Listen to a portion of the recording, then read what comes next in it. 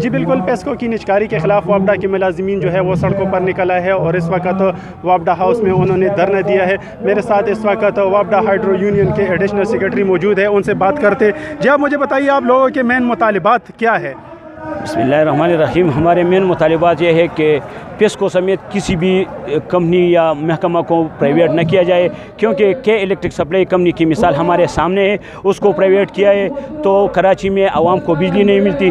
پیسکو کی پرائیویٹائزیشن سے لاکھوں لوگ بے روزگار ہو جائیں گے اور اس کے گھر کے چولہے بجھ جائیں گے۔ تو اس وجہ سے یہ نجکاری نہ پیسکو نہ حکومت کے مفاد میں ہے، نہ عوام کے مفاد میں ہے اور نہ پیسکو ملازمین کے مفاد میں ہے۔ ہم فوراً پہ اس کی احتجاج کریں گے اس کے خلاف اور نجکاری ناکام بنائیں گے۔ اگر مطالبات نہ مانیں گے تو آئندہ عمل کیا ہوگا؟ پیپکو کمپنیوں کے تقریباً 1,70,000 ملازمین ہیں۔